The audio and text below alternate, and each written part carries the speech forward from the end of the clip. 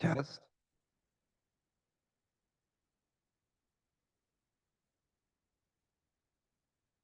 test, test,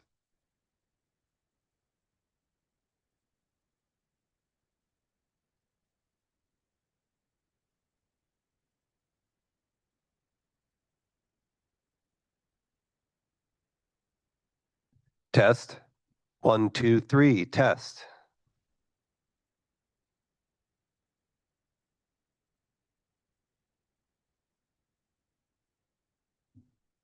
Test. 1, 2, 3, test.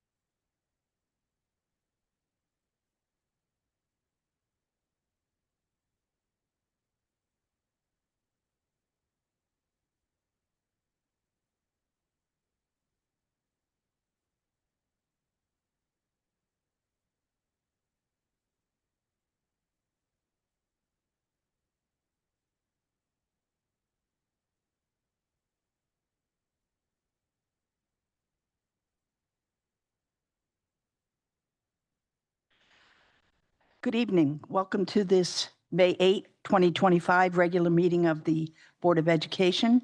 I'm Kathy Ward, the board chair, and I'd like to call the meeting to order at 6:30. Jill, would you call the roll, please? Jeanette Picard. Present. Martha Kelly. I'm here. Edith Allison. I'm here. Greg Cecil. Susanna Everett. Just in time. Perfect timing. Sabrina Hosmer. Catherine Paulus. Present. Thank you. Thank you, Jill. Edith, would you read our mission statement? Of course. It is the mission of the Mansfield Public Schools in partnership with the Mansfield community to ensure that each and every child develops the knowledge, skills, and dispositions essential for civic engagement and personal excellence in learning, life, and work within our local and global community. Thank you very much, Edith. That brings us to approval of the minutes. Are there any correction to the minutes of April 10, 2025 regular meeting? Any objections to approving these minutes? Hearing none, they're approved. Thank you. That brings us to first opportunity for public comment. Is there anyone who would like to approach the board? Okay. And additions to the present agenda. Martha? Should I do it now or just? No, tell us what it is briefly what you want to talk about, and we'll do it under new business unless someone has an objection, but I doubt that. Okay, our country's 250th anniversary is coming up, and I just would like to know if our curriculum, and I know we don't get into curriculum a lot, except for Veterans Day, that if our school system could focus a unit on Connecticut. Connecticut has a vital part, and I'll say more later. Okay. Any objections to including that under new business? Great, thank you. That brings us to committee reports, personnel. Edith? The Personnel Committee met to discuss some contract business, and we will cover that in executive session a little later. Great, thank you. Information, presentations, and actions. Superintendent report. Yes, so good evening, board members and chair. Always an honor and privilege to be here. As I often begin, when I think about our work, it always is filtered through our mission statement that includes the phrase, each and every child. And it is our core beliefs that we're lifting up the 6 core beliefs that begin with leading with equity and is bookended by growing with educators. And so we do this through 3 key strategic levers, and that is to know our students, support the whole child, and ensure deep learning. So my superintendent's report starts with just absolute gratitude. Both schools are celebrating Staff Appreciation Week. We know that the calendar, often driven by Hallmark and other endeavors, spreads them out, but we tried to yoke them because our school system and district is an ecosystem that interacts as a village. And so my gratitude, and I imagine I speak on behalf of the board as well, to our educators, our paraeducators, nurses, food service workers, office custodians, maintainers, administrators, our communication specialists, IT, and, office administrator assistants, all of those people create what we do. And it is the human capital of our district that allows to enact our vision and our core beliefs. So happy Staff Appreciation Week to all, and we have some staff members in the audience, so thank you. We see you and we appreciate you. We also have a lot to celebrate, and so each and every week I try to highlight this in my weekly updates, but I knew this was on the agenda for our meeting, and so I just wanted to shout out some pretty awesome events and celebrations. I'm going to go clockwise around, so Mansfield Middle School students visited the public library, and a rite of passage is to get your library card. I guess the driver's license is next after that, but the kids were super excited to do that. And this is an opportunity to talk about our librarians, our library media specialists who connect and work so well. And I want to shout out to the Director of Library Services, Devin Andrews, who's just delightful to work with. She supports our programs and is willing to partner with us on any of our projects. So that was exciting to see that visit. We have four fifth grade students. They participated in a competition by the American Statistical Association poster competition. They had to present data in a unique and profound way. And they won second place in the grade 4 through 6 category. So that is great. And behind every winner, you know, our staff members that are supporting that. No, they all had 4 different projects. Yep.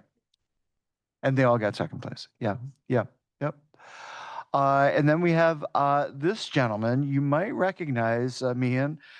He is a 3-time national invention convention guy. So 23, 24, and 25, he participated in the Connecticut Invention Convention and secured a spot in the nationals. But he also won 2 other awards, the ASML Small Patterns Big Impact Award and the Connecticut Science Center Award. So he's off to the Henry Ford Museum in Michigan, as well as this 3rd grader, Audrey, who's got a picture with Jonathan.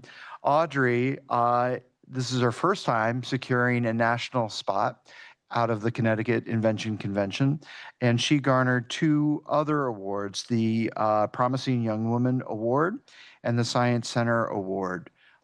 Again, so impressive, and a shout out to our STEM enrichment teachers and all the people that support our scientists and young inventors. This has just been a fabulous program that we've seen over many years. But it's taken on a grander scale at the elementary school. And I know even Candace helped out this year. And what was really nice during the adjudication of the school-based awards, the entire IT tech team volunteered and was a part of that, as well as some community members.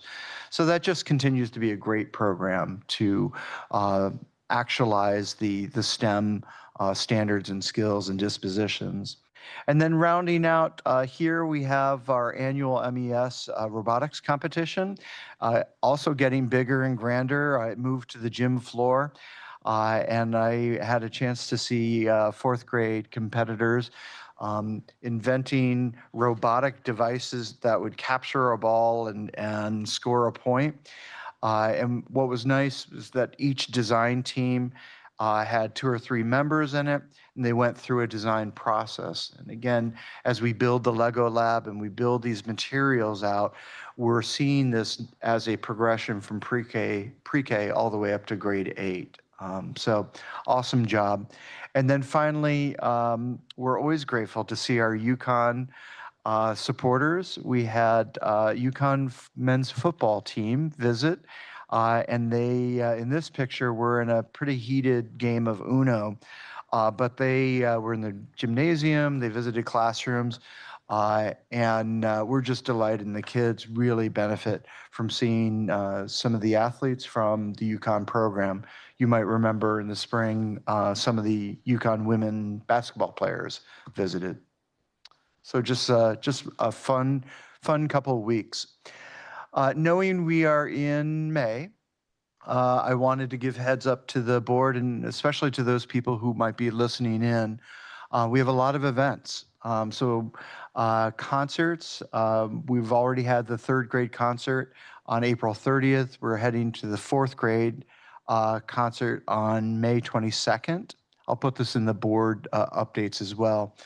And at the middle school last night, I was treated to their annual band concert. It was fun and amazing.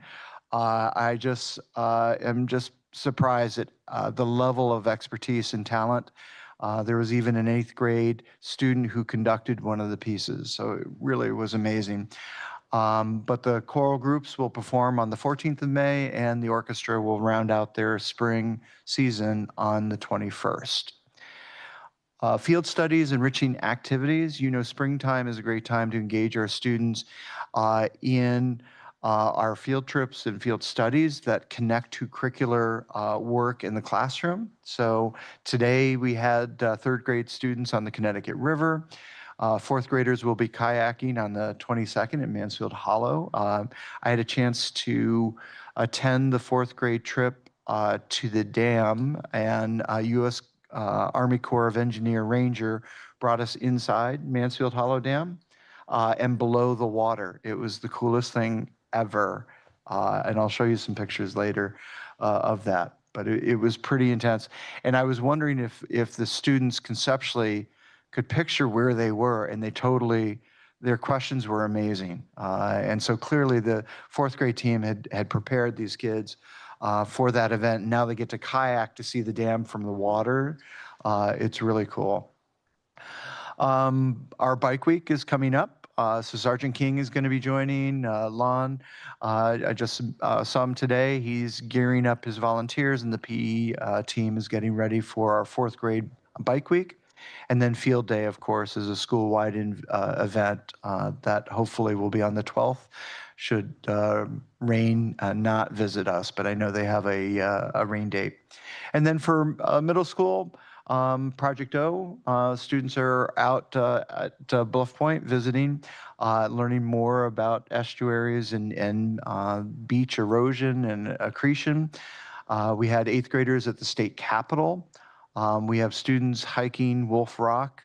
The 7th grade annual World's Fair is coming up on the 5th, and they too have a field day.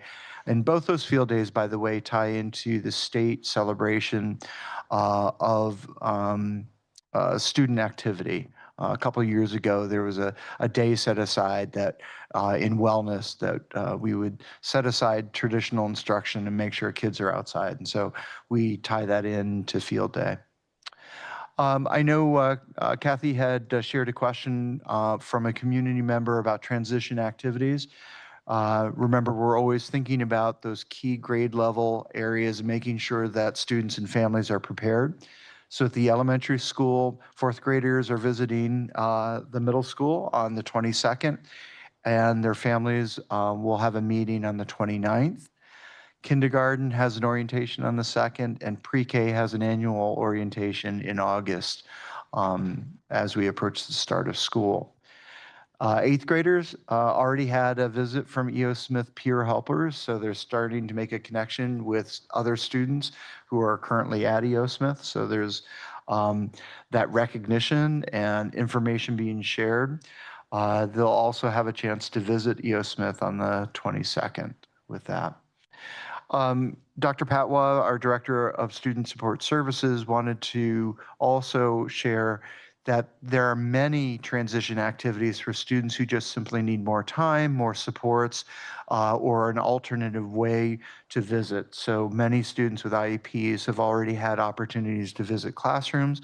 Often I see E.O. Smith teachers coming into the middle school to visit often. So students have a transition plan, and families feel supported and ready for high school. And then lastly, our promotion dates. So the last day of school is the 17th, I believe. That somehow looks wrong. Is it the 16th? 16th, that's right. Staff is the 17th. So promotion for fourth graders is on June 10th. And for the 8th graders, they have their class night on the 11th, and then promotion or closing ceremonies, as they like to call it, on June 13th. And we plan those events knowing what E.O. Smith's graduation is. I know that's a lot, and again, board members, I'll share that in my weekly updates so you have those dates. If you can join any of those activities, please do let Jill know so we can welcome you and receive you, but there's a lot of great things happening. And when we think about ensuring deep learning, we see so much of that in these culminating spring activities. And I think, yep, before we go to the next one, any questions or? Any questions? Thank you, Peter. Thanks. It's wonderful to hear about all this great celebration and amazing accomplishments. Great, thank you. So our Director of Facilities is here. Oh, sorry? I'm sorry. Have they totally gotten rid of the sleepover for fourth graders when they used to stay the night? It never came back, did it? It did not. It's too bad. It was fun. I didn't experience it. Fun from other kids that told me about it. Yeah, it sounds like it. All right, Okay. facilities? Great. So our Director of Facilities, Mike Pasasico, is here, and he will run through some significant projects both at the elementary school and the middle school. So Mike, welcome. Very good. Thanks, Peter. Uh, Hi, Mike. So we have a number of projects that we're really kind of gearing up for the summer, but some of them we were able to get kicked off during April vacation. So one of which is our water system at the elementary school. That system was fully installed over April break. However, we are still waiting on DPH inspection prior to putting that into service. So we are expecting that later this month. Also working on a fence for the southeast property line at the elementary school. A few of us were in a planning meeting earlier this evening to make sort of final plans for that fence to go in place over the summer. Also planning work for the summer on the playground to expand the rubberized play area, add an additional piece of ADA compliant equipment called the We Go Round, as well as looking to add some shade structures to that space. Also, again, earlier from a meeting earlier this evening, we were able to make some approvals that will give us direction and allow us to take next steps in design for some sound mitigation improvements to the elementary school as well. So it's very exciting having participated in that as to what's to come. I think there's some whimsical solutions that folks had in mind. So, If I could just add, and Kathy, I know you were there too. The company took the measurements of the cafeteria, all of the variables, and then acoustically modeled so we could put on headphones to hear what lunch sounds like in the cafeteria, which you all know is noisy. And then they showed what that would sound like with various treatments that they were proposing. So some additional vertical foam or felt panels. And I see Jen, because you found one of those pictures of the noodles, similar to that idea, a little more encompassing. And then various treatments of how much of that, expanding that kind of proposal and what the impact would sound like. So, minimal design versus maximum design. What's the difference acoustically? And so the modeling I thought was amazing because it captured exactly what our frustration of that space has been. It's not necessarily noise, although, noise is noise, right? But a elementary school cafeteria is going to be a bit noisy. It's not being able to hear the articulation of the person sitting right next to you talking. And so I was stunned when we went through this modeling process, what those additional vertical panels would do, and they had some other design elements. I didn't know if you wanted to, Kathy, share your experience. No, I agree with you. I thought they did an outstanding job with their presentation, and it was very clear.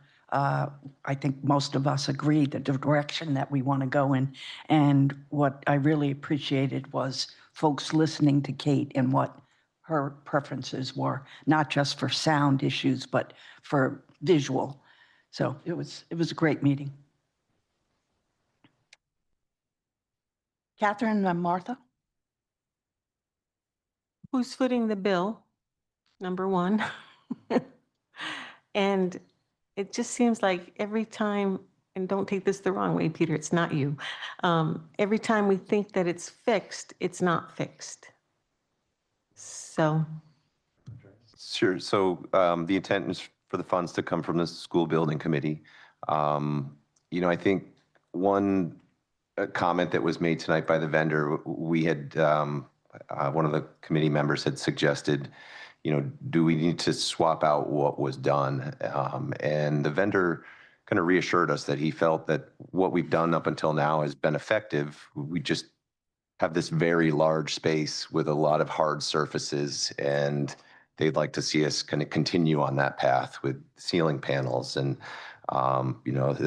if we wanted to even take it a step further, there's other hard surfaces that we would have to kind of continue to address. But like Peter said, I think the modeling that they provided for us today really resonated with me because it gives us a way to kind of quantify the result that I don't know that we've had up until now. It gave you, this is where we're at, and I think it was very familiar, and this is what you can expect to achieve. And they're also going to be able to prove those readings at the end of this installation and show that, this is what we propose implementing. We've modeled what it will sound like, and then once we install it, we're going to test and show you that it's achieving what we've modeled. So I think there are some differences with this vendor, but I don't, folks shouldn't feel that the money that we've already spent on sound mitigation was lost, because I think it's helped. Oh, we don't think it's lost. We want the sound gone. Who funds the school committee, So this is under the, school building committee? Who this- funds them? That's right. so it was a town project that is supported by state reimbursement. And so it's a bonded project where the town voted through referendum to support the school building project. And so the budget that was created that includes state reimbursement is part of that. So, And the project is under budget by several $1 million. so it's the school building committee that funds, Funds was in charge of building the whole project, the Yeah. $50 million project. and they still have some money left to, Yes, yeah. do we have an end date for spending? Yeah, good question. So we're in the final throes of that right now. And so we're hoping, and certainly school building committee members who've been on that committee for 6-7 years, they're looking forward to it. So we think with the water fence playground sound, that's the end of it. So this week or next week, I'll be signing off on the final financial documents for the state to start to review. The audit, believe it or not, could take a couple more years. This is a lot of money. And so they'll reimburse us up to a point. There's contingency funds pending the outcome of their audit to do the final accounting of it. So if there's money left over, we have to give it back, correct? That's what I kind of meant by the end date. Like, most grants or most things that come from federal or state, you have to use it within a certain Yeah. period of time. Right. So all the reimbursement, we'll spend all the state reimbursement down. And then unaccounted funds, I would have to ask the financial director as to, but those are monies not necessarily set aside. They're monies that we would use as needed. So I'll have to ask her for the follow-up on that, but we're getting close to the end of the financials of it. I just hope that cafeteria area really is not giving people ringing ears like it gave me. Yeah. Well, and thank thank you. you. Yeah, it was a good question. And I think, Mike, you were spot on because the vendor is a third-party vendor. They didn't build the building. They didn't design the building. So they have no stake in claim. And so I trust them because they were objective coming into the space. They're not actually trying to sell. They're not the ones going to sell us the product. All they're doing is taking measurements and modeling for us and coming up with a design that they would recommend, but it's design specs. So there would have to be another RFP for the actual company to do this. So the data, the baseline that Mike is talking about is super important because it quantifies this conversation that has been hard to talk about because some of it is perceptual, but we know that it's been more than a nuisance. It's, it's been a headache in that space. So I felt the school building committee was 100% on board. And I think in short order, you'll be seeing this move quickly. And I'm hoping that it's summer work. Sorry, Martha, and then you, Edith. Martha? Yeah, it's too bad that this has taken 2 years to get a handle on. And I know in individual classrooms there were issues. Are they resolved or are they still pending? I'm not aware of any pending classroom issues. I think there were some panels that needed to to be completely installed, or the panel installation needed to be completed in a few classrooms, and that's been done. And since I'm not aware of any new sound complaints outside of the cafeteria space. Yeah, The there same. were some other alternative classrooms, like the Lego STEM room was missed in the first round. And so as we identify and as teachers request, we can, it's a relatively inexpensive treatment that Mike and his team can add additional panels to. And so a majority of the spaces on the first floor, just shy of office spaces and those specialty areas that weren't considered classrooms. Yeah, and the other question I have about acoustics, why didn't the original engineers plan on this? The acoustical engineering has been around for a couple thousand years. And so it's not a new science. I think this is a remarkable omission on their part. Well, there were specs for acoustics. They weren't met. And so the acoustic specifications were part of the design, but they clearly fell short. But why is the million-dollar question. Was that part of the settlement? The settlement has already happened. I know, but was that? Yes, I can't get into the specifics of it, but there were multiple issues that were unresolved. And it came to a point where with Newfield, who was the construction company, we felt in the best interest that we wanted to settle and move the project forward. Yeah. And could I ask if no one else, or maybe Edith wants to go? I wanted to ask about the water, but go ahead, Edith. I know it's hard to quantify what you heard, but I believe you when you say that the sound mitigation that has already happened made an impact, but I couldn't tell. And so I'm wondering, when you listen to the modeling, the three of you that did it really correct the problem? Did it just dampen it a bit? I mean, like, Yeah. can you try to quantify it a little bit? I'll try to describe it, but remember, hearing is subjective and is a qualitative piece of it, and so people experience different things, and people have different thresholds. What I heard was without treatment was a noisy space, and I wear hearing aids, and so it's really hard. But I was wearing my hearing aids, and I put the headphones on, and it would have been very hard for me to follow a conversation. I might hear consonants, I might hear a word, I might guess. Mm-hmm. With the treatment, and it was a 0.3 coefficient of absorption and dampening, I think is the other component of that. I could hear the voices closest to me, and the background noise sounded further away.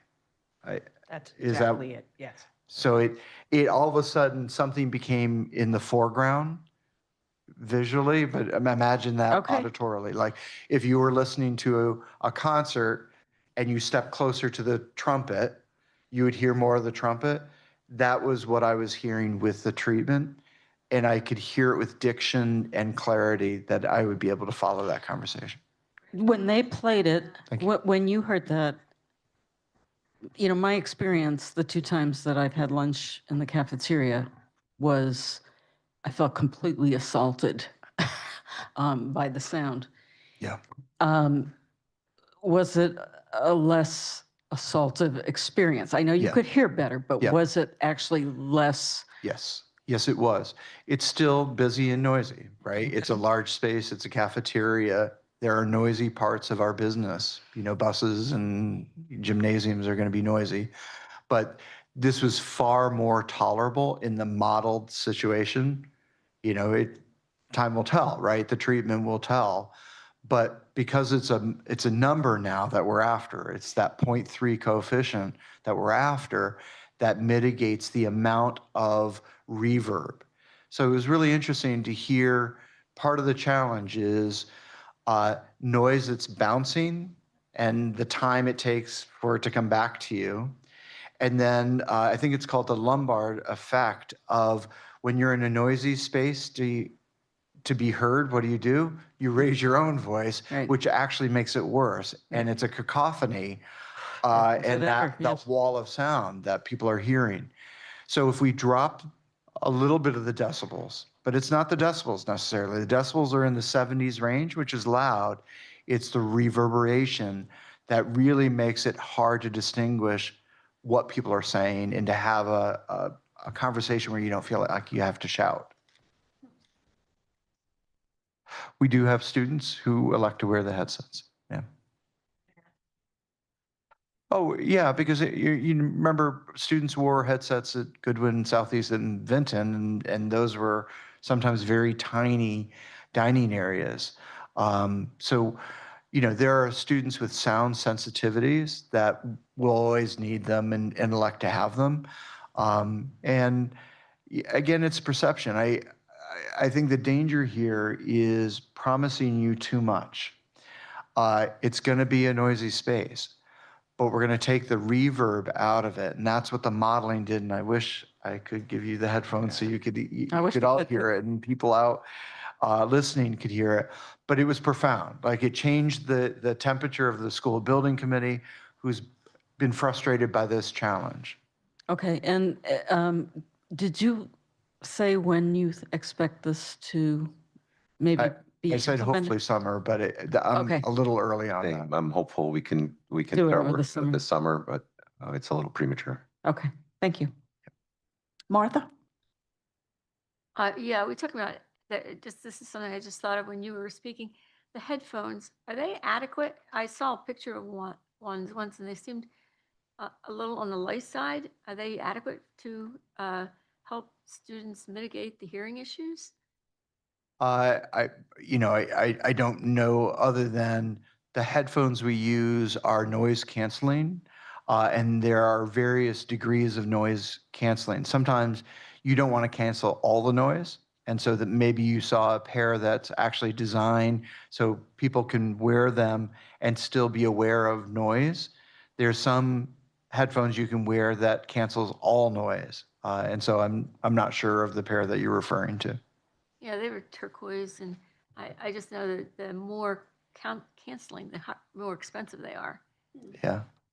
So anyway, so the second question I had was if you could back up and talk about the water again. So we finished coating the copper pipes. We finished installing this, the system that will dose chemicals into the water stream that will chemically coat or naturally coat the pipes.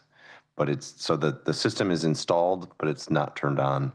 It's still pending DPH inspection. How long will it take to do that process to coat all these pipes throughout that building? It's a bit of an unknown.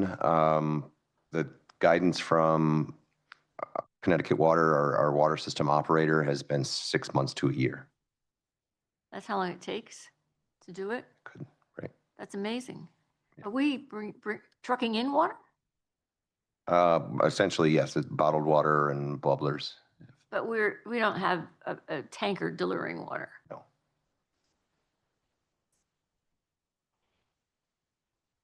Catherine? You said whatever you guys did hasn't been turned on until the DEP shows up? Department of Public Health. Okay, so if you haven't started it, what are they testing? We're In not- other words, you're saying that after they come, you'll start putting the, whatever it is to coat the inside. I just don't, the timeline doesn't make sense to me. You would think that it would be going along, and then they would come in when you guys felt it was all covered. I'm Yeah, confused, it timeline. surprised us that the system was installed and we were ready to flip the switch. And they're like, no, the state DPH has to come and inspect what was installed before we can turn the system on. So in essence, we're doing the same thing that we've been doing since we opened the building.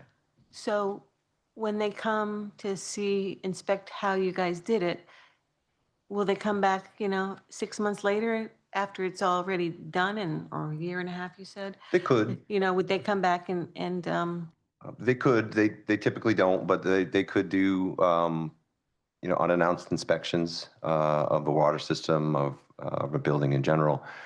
We don't anticipate that. It was a little bit of a surprise that they needed to inspect the system once installed. They did inspect our plans for the system. They want to inspect the system now that it's installed, and they also inspect our results as we test on a quarterly basis. So, and as we continue to test, they will be in the loop. And we'll continue to water test, which Right. is the piece that we're going to be watching very carefully over time to see the copper levels drop, because that's the whole point of it. So the DPH is inspecting maybe the system as a whole. Connecticut Water will be testing monthly, I imagine, or maybe even twice a month, water samples once we turn the system on, because that's the goal, right? like they did at Vinton? I'm sorry? Like they did at Vinton? Exactly. Okay, Yep. thank you. Martha? Is there a guarantee that this coating won't flake off or there won't be bits of it in the water system? It's actually a natural biofilm that will coat the pipe. So if it were to, it would just naturally regrow. It would, I'm sorry, naturally regrow? Right. But what happens to the part that flaked off? I mean, that goes into the drinking water? There's filtration and such for debris like that, but it's a natural film. It lines pipes in all facilities. So we have a filtration system that has to be checked quarterly, or how often? It depends. Certain aspects of the water system are checked weekly, but yeah, we test the water on a quarterly basis. We may choose to do it more often as we're looking to confirm, as Peter said, that copper level is diminishing. And other levels Right. of even anything that could be from the film you're putting on. Right. We're monitoring for any contaminants, but right now the one that we know is copper that we're trying to mitigate. Okay, thank you. Thank you, Mike. Anything else? Yeah, Rick? I covered the elementary school and just want to cover a few more projects that we have going on at the middle school. The most obvious is our main entrance security work. Those of you that have visited the middle school will notice that there is a little bit of a change to the landscape at the front entrance. A new door has been cut into the main office at the front of the building to allow for construction materials to come in and out. But let me back up a little bit. We kicked off that project during April vacation on the 14th. Just as permits were issued, we began with the construction of a containment wall to separate the school from the construction area. That prevents dust and noise from traveling from the construction space into the school. Then we got right into demolition. So all of the interior walls of the main office and ceiling have all been removed. We're on to more specific demolition work of plumbing in the slab and removing old electrical at the moment. And then next, expect to be moving on to new wall layouts and framing over the next few weeks.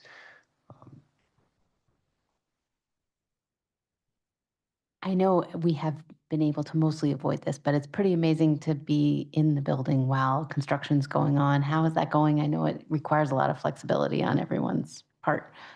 I think so far so good. We've had a couple project meetings where we've asked for feedback in that regard, just to ensure that there aren't any safety issues or noise issues. But I think what we call a temporary wall that divides the construction space from the school was actually done like a permanent wall within one of our buildings. It's drywalled, it's insulated, it's sealed up to prevent sound and dust. So I think it does a good job of kind of separating those two spaces. We also have some construction fencing up outside to keep students out of that outside construction area as well. So far, so good, and we don't really anticipate any issues. We kind of plan this to happen during school, and then some of the more intrusive work will be held off until summer when we can. Did the staff and Larry get relocated? And where did they get relocated to? Yeah, yeah. So it's kind of interesting. So there's a room off the library where the office staff is. So all three office administrators, assistants are in that space. Larry's office is down on the lower floor, almost as you're heading to the portables. In that area, there's an office space that he's set up. And then the assistant principal, who's on leave right now, but we have an interim AP dean, and his office is where the old IT workroom used to be. So they have found actually really nice locations. They may not want to move back? I wonder, right? And they're a little bit in the heart of things. So, maybe that's a design that we need to consider. Martha? We talked a while ago about the entrance and the doors be ADA compliant. Are they that way now? Yes, I Automatic open? We took your suggestion of the handicap button, and that is incorporated into the project. Okay. Did the final costs on this project vacillate a lot? No, not yet. No, no, I don't think so. We're at off the top of my head, Peter, you may have to help me. I think we're at just over 2 million price point. I think. So, Your and I could, that's That's the that's the total. project total. And Total. I believe that's been the same since we had a design and It didn't go to referendum. I'm sorry, I didn't hear you. must have. Go to referendum. No, it did not go to referendum. Remember, this was a security grant that the Board of Ed approved, went to town council. After we went into design phase and considered the additional elevator that needed to be upgraded, town council voted to approve additional capital funds to make sure that that project was fully funded. Thank you. Other project we're gearing up for this summer is installation of air conditioning to our third floor and gymnasium spaces at the middle school. That contract was just awarded to save more cooling and heating. And we just, after a brief legal review, we finalized the contract with them and expect to be procuring HVAC equipment over the next couple of weeks in preparation for the install this summer. And then really the last part is really a follow-up in regards to the solar panels on the middle school roof. We found that they were moving ever so slightly down the slope of the roof. So during April vacation, we had the solar panels fastened to the roof. That work was done by our solar panel vendor and our roofing vendor just to ensure that the warranties remain in place for both our solar panels and our roof. So again, just to follow up that work has been completed. No leaks? No leaks. Knock on wood. Any other questions? So the next slide that I want to show you is going to lead into a motion. The board might recall that we had to vote on the completion of the elementary school to start to close out the financials and reset the clock for the Department of Administrative Services. And so this is a formality where the board has to accept the completion of the roof repair as one motion, and the second motion to accept the completion of the photovoltaic project. This is an important piece that you accept the completion of that project so that our Director of Finance can then close out the financials, more importantly, so we can get reimbursed. And so this is really critical for finance, but it's also a flag that's planted that determines eligibility to apply for future grants. And so the sooner that we close this out, 20 years from now, when we need to apply for another roof grant, we'll have this completion date. And so the sooner that you get it, the sooner you can apply for the next round of it. Can you refresh my memory on what the photo, Yep, those solar panels. oh, why don't you just say solar panels? Yeah, you know what? It was in the language that I think was in the grant and in design specs. So, Thank yeah, you. yeah. All right, Jeanette, do we have a motion? Yes. I'll read them separately. Yes, please. We move to accept the roof repair project at Mansfield Middle School located at 205 Spring Hill Road, Stores, Connecticut. State project number 0780070RR as complete as of May 8th, 2025. Do I have a second? Thank you, Susanna. Any further discussion? All right, all in favor? That's unanimous. Thank you. Do we have another motion, Jeanette? Okay. I move that we accept the photovoltaic project at Mansfield Middle School located at 205 Spring Hill Road, Stores, Connecticut. State project number 0780070PV as complete as of May 8th, 2025. Thank you. Do I have a second? Thank you, Sabrina. Any further discussion? All in favor? Unanimous. Thank you very much. Thank you, Mike. Thank you very much, Mike. Thanks for all your good work. Thanks. All right, should we move on to school climate policy? Second read? Yes, so the board will recall during the April Board of Ed meeting, we reviewed this policy. It is based on Public Act 23-167, and we had until July 1st, 2025 to adopt. It's only been recently that the state, which promised a model policy, gave us the model policy. It's the only one that's out there. So there really isn't much option because we're up against the clock here. The new Connecticut school climate policy is shifting from labeling people as bullies to talking about the behaviors, which is important, right? To solve a challenging behavior, it doesn't help to label the kid. It helps to describe the behavior and, more importantly, work on a plan that is robust to address the student's behavior.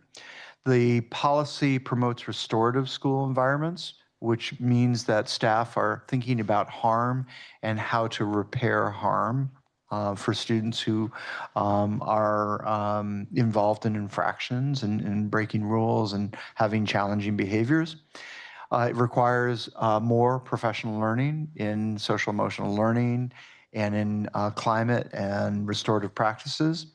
It focuses on a school and climate improvement plan and process, which will make this public facing and involve many different stakeholders, including teachers, union representatives, and community members. The board should know that the model policy that you have will replace pages 377 to 420. And there are two policies within those pages: bullying behavior in schools and bullying safe school climate plan. Yes, Catherine? Bullying still appears in this. Yes, it does. And also the thing, so I have a few questions. If I could just address that. The shift is to even describing behaviors as bullying rather than the bully. And also challenging behaviors isn't always bullying, Right, right? And so that's the so distinction. they, yeah, because this kind of implies that it's gone. Yeah, me. yeah. It implies It's a emphasis, I think. Yeah. So the cyberbullying, I know that years ago, we put it through on the board that any cyberbullying outside of school hours on weekends, that if it happened between two students, it was, we were the ones that did the disciplining. I mean, unless it was a police matter or something like that. Yeah. And that's still in place? Yes, it is. Thank God. And if I may, any behavior, any student behavior outside of school that presents an educational disruption to the educational environment becomes the business of the school. Right. So it doesn't even have to be online. Right. It could be a fight at Eastbrook Mall, and if it impacts our students, then it becomes our business. Thank you. School climate specialist, who's our school climate specialist? So, I don't have that in front of me. So there's a district level, that would be the superintendent and director of student support services. School climate specialist in the building would be the principal. And then principals would identify members of the school climate committee members. And they would make sure that it's a representative group of classroom teachers, support service providers, but also include family members when appropriate. And, I think even having student voice in some of this is going to be important. Oh, absolutely. On 12, B is holding each student accountable for any challenging behaviors. I know from other people, they had something written in their IEP. So those kiddos that were already challenged. Right. So how does that, Yep, play yep. So here. an IEP trumps any of this, right? Because what we're saying is that student has an exceptionality that means that they need accommodations and modifications. And the behavior plan that would be a part of that IEP addresses that. It can be challenging. I will say, though, that a student with an IEP doesn't automatically get exempted, because you can have kids with certain exceptionalities and they can still break rules, and logical consequences are still important. no, I'm talking, But a student who cannot control, if they had Tourette's condition, obviously we would have a behavior plan that acknowledges that that student has that disability. no, I'm actually, yeah, I'm talking about the kids that it's actually in their IEP that, Right. you know. And social emotional learning and school climate advisory, is that the same as the school climate specialist, or is that different? I don't have, let me just take a look. Is that in the packet you're looking Page for? 6. Uh, And I'm questioning 14 or comparing 14 to 11. 14. It's under the students. Is it page, is this what? Just making sure. This is the. Okay. And you're on page 6, you said? Mhm. Number 14, where it says Connecticut School Climate Policy? Yeah, and comparing it to 11, which you answered. Oh, I see. That's the improvement plan. So the improvement plan is the document that's aligned to state standards of school climate. And 14 is the policy, which is what you're voting on tonight. Okay. And on the, going to students on page 8, it says, the superintendent of schools or each school district or administrator appointed by, oh, never mind. Because at EastCon, we always use or designee. Yeah. So I was looking to get you a designee. A designee, yeah, yes. And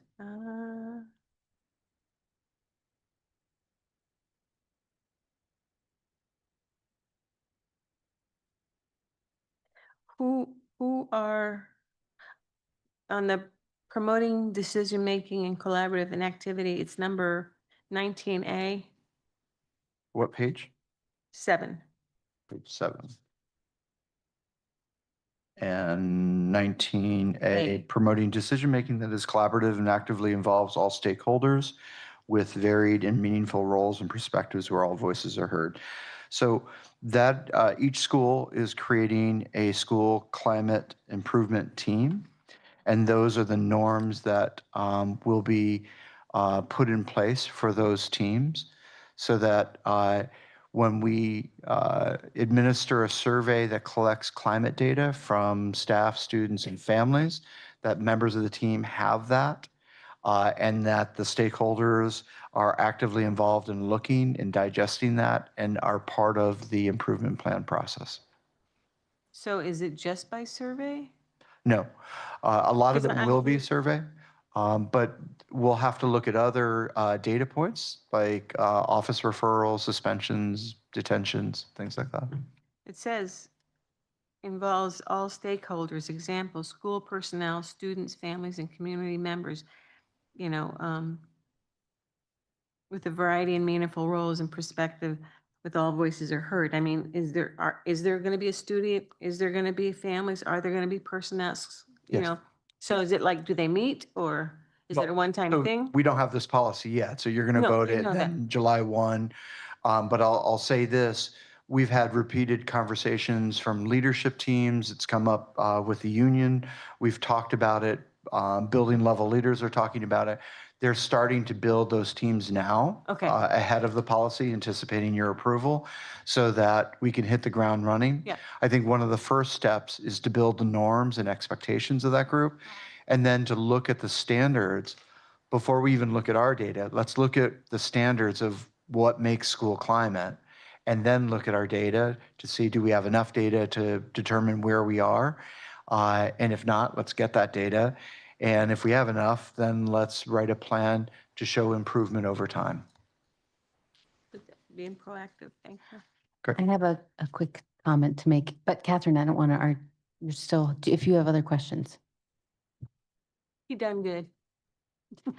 I'm just going to say the obvious, which is I know that you've been working, you and all the school leaders have been working on this continuously. And I just hope that this does not become a siloed committee to the work that you're already doing, that it's integrated and aligned with the work that's currently happening, and that there's not a new team Yeah. to address Yeah. what so, you're already working on. You must have been a fly on the wall today, especially because we don't want to silo the work exactly, and we want to make it authentic. And so we're looking for members who are representative, but also have had the training, so that one group is not making necessarily a decision for another group, but they're working together. So both schools have PBIS teams, and the principals right now are identifying how to let that work still continue, but overlap and connect to a climate team. So they're not in vacuums and they're not siloed.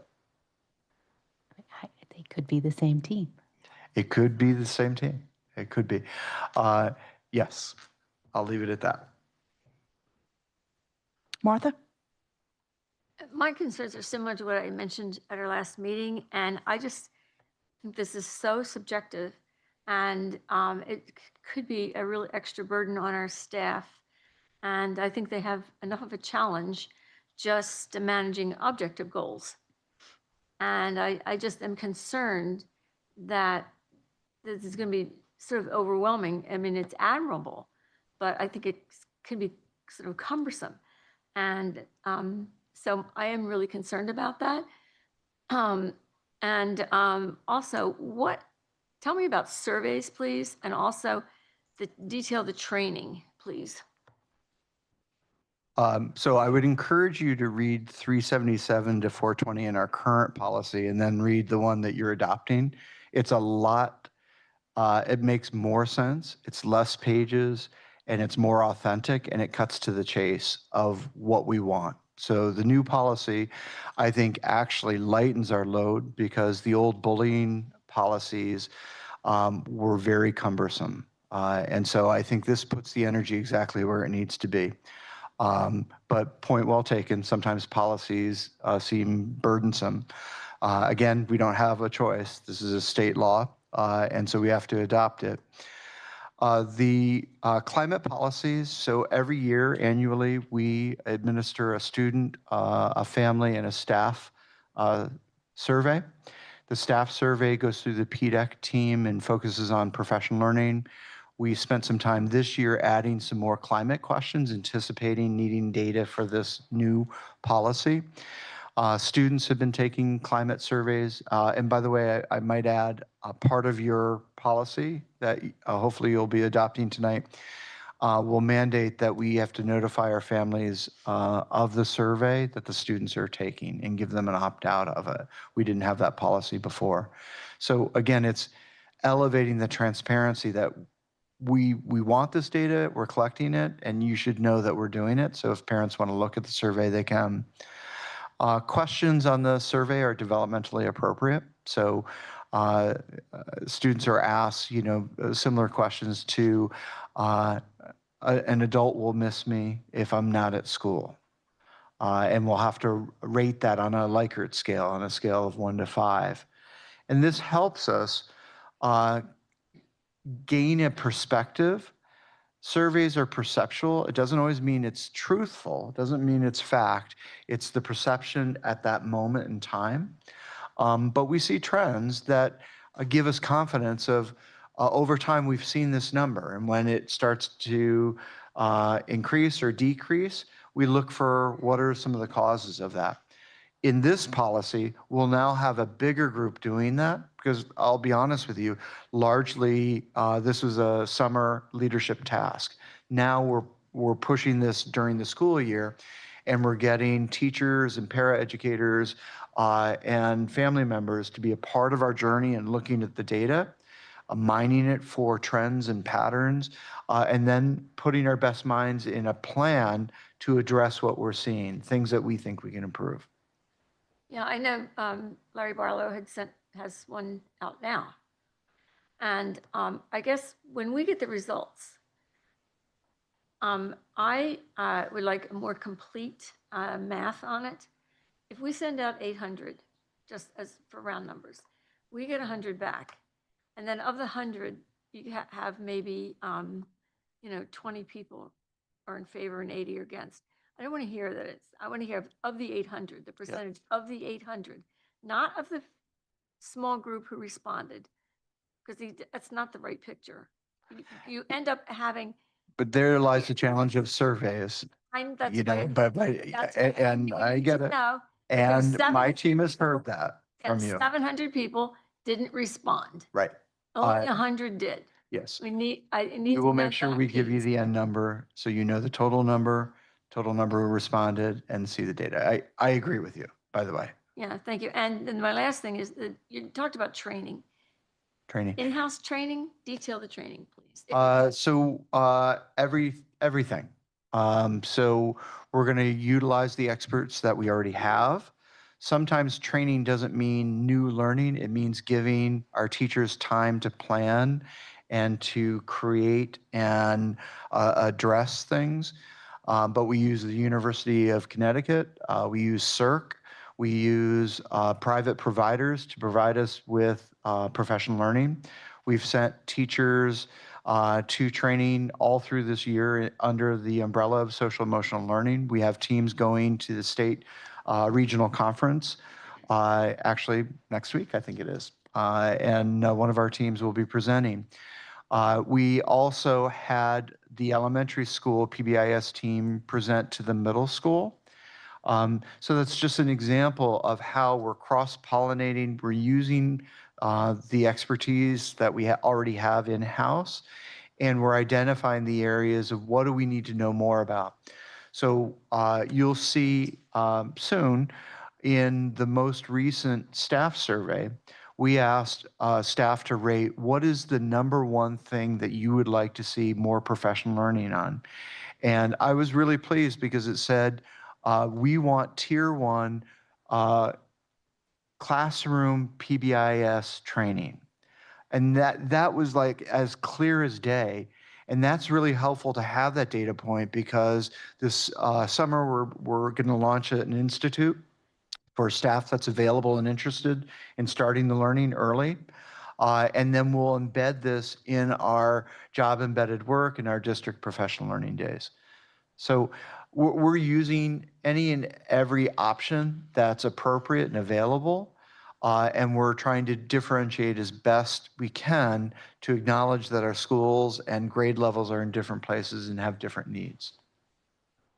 Thank you. No, I just think it's super important that the staff give feedback, what's working, what isn't working, how we want to adjust this. I don't want them to feel undermined or that we're making this suggestion, but administration's on a different page. It doesn't work. Yes, I hear you. And you will see more of these surveys as we put them on our website with the data. And so again, your policy and your vote will move this forward in a very public-facing way. So you'll see that, and our stakeholders will see it.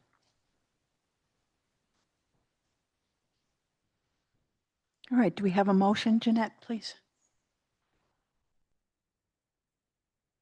Move to adopt the Connecticut School Climate Policy per state requirement under PA 23-167 that will supplant current MBOE policies, bullying behavior in schools, and bullying safe school climate plan.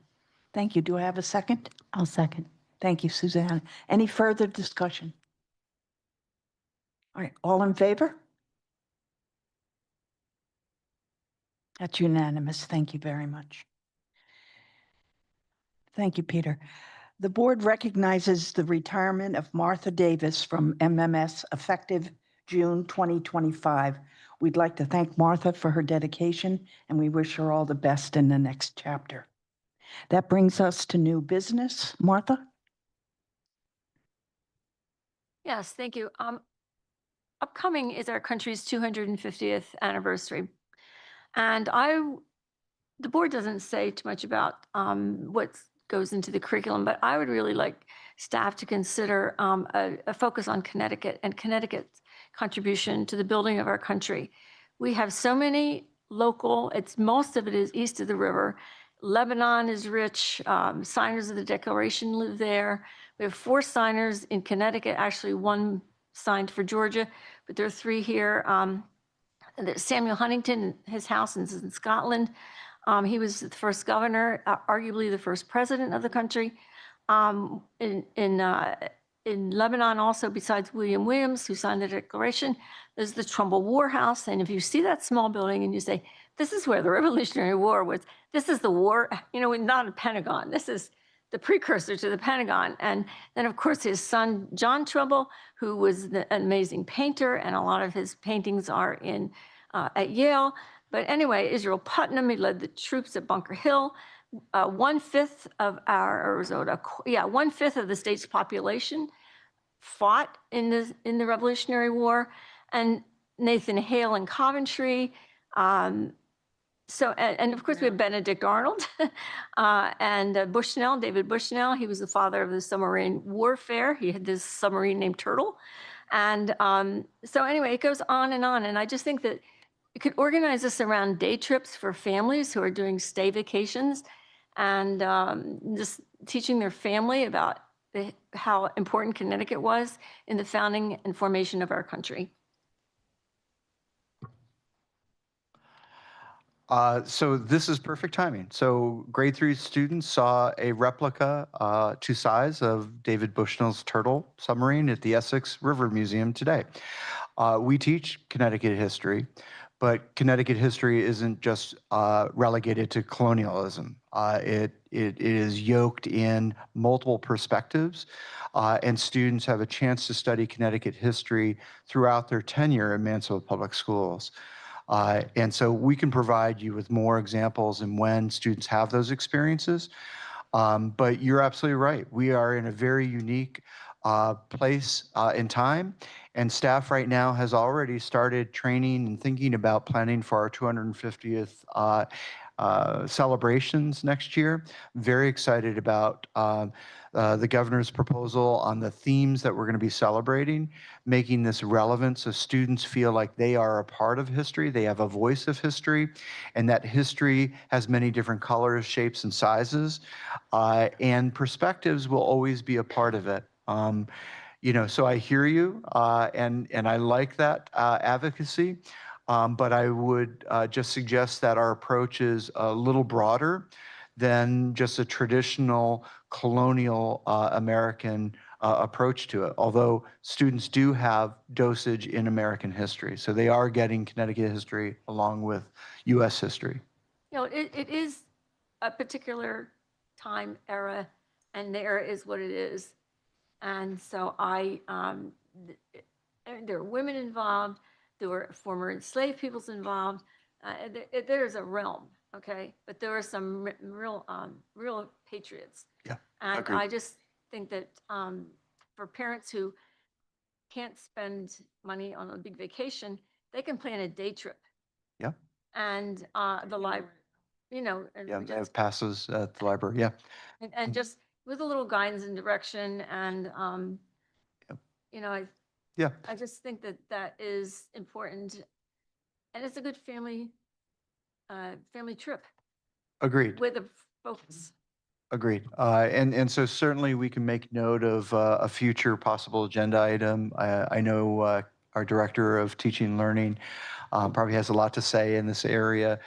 We had a family even asking us about, when do kids learn about the Constitution? When do they learn? And no doubt that the way we teach it is different. It's not probably what we all experienced, but it's alive and well, and it's authentic and aligned to not only current events in our town and in our country, but globally, right? We see that history does repeat itself and that we see these patterns over time. But the resources that we have that highlight the amazing, rich history that we have certainly should be highlighted so that families can visit. And I'm reminded, I'll go back to the dam and then I'll end. I know Kathy's giving me the side eye. We know that when our students visit a place with our teachers, that very often that student goes home and can't stop talking about it to the point where the families then do it. So last year when students were kayaking, I had families stopping me saying, I'm now signing out kayaks at the community center because my child wants to lead the family in a tour of Mansfield Hollow. We had one family on this particular tour ask the question of like, so anyone can come to this park? They didn't know. They had never been to Mansfield Hollow Park to hike on any of the trails. So we do know our job, and we cannot assume that every kid has that same experience or a family that visits all these places. So that's the power of enriching deep learning in school, and to level the playing field is to bring more of those opportunities and experiences. I didn't sigh, you. What I found interesting is Martha mentioned the first submarine being the Turtle. I always thought it was the Huntley, the Confederate one that, Oh, right. yeah, and I was like, how did I miss that? Yeah, it's pretty. Edith? I agree with Martha. I think this is an excellent time to be highlighting the origins of our country and the Constitution that is behind it. So yes, I agree, Martha. It's a good idea.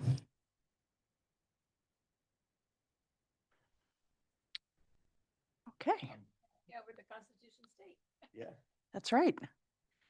That brings us to second opportunity for public comment. Is there anyone who would like to approach the board? Seeing none, are there any suggestions for future agenda items? Then I will accept a motion to go into executive session. Jeanette? If we have, want to do an addition to the. Sorry, the addition to the agenda, and we don't think of it today, can we call or leave a text to say, I'd like to see this? Okay, thank you. Of course. Yes, please.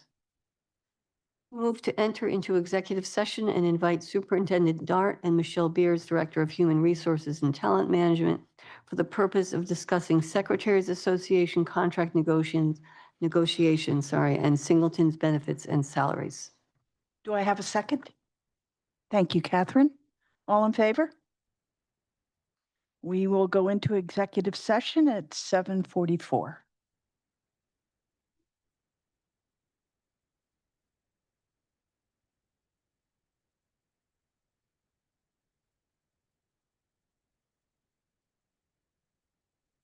Recording stopped.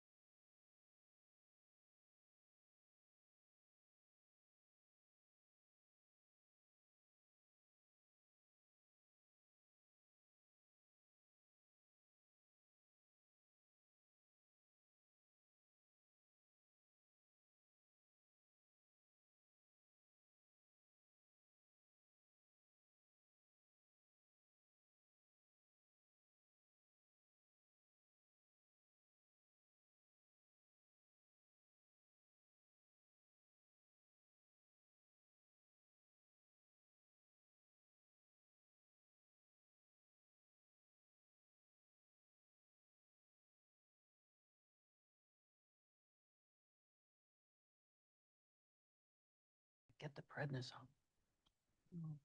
Never again. Recording in progress.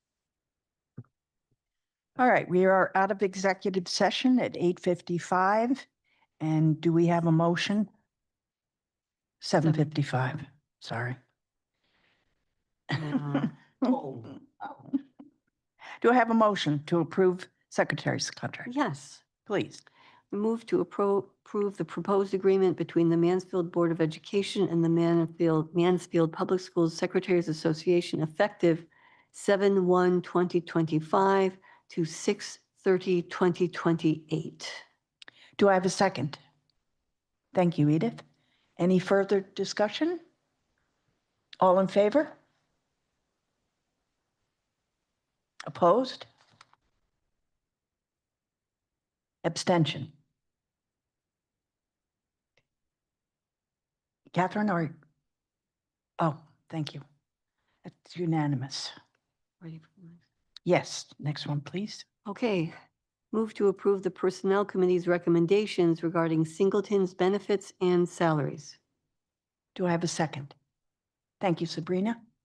Any further discussion? All in favor? Unanimous. Thank you very much. And that brings us to a motion to adjourn. Thank you, Edith. Do I have a second? Thank you, Jeanette. All in favor? We are adjourned, 7:57 8:57. in my world. Thank you very much, Michelle.